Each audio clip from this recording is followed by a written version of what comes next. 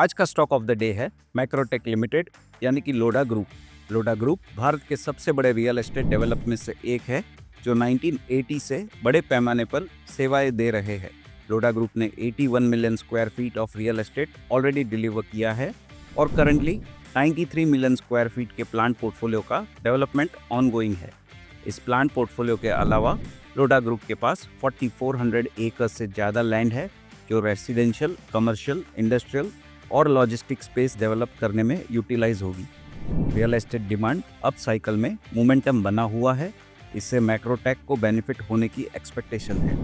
Medium term में pre sales में 20% CAGR achieve करना, एक बड़ा एन्युटी पोर्टफोलियो बिल्ड करना और लेवरेज को कंफर्टेबल लेवल्स पर कैप करने के लिए कंपनी का फोकस है।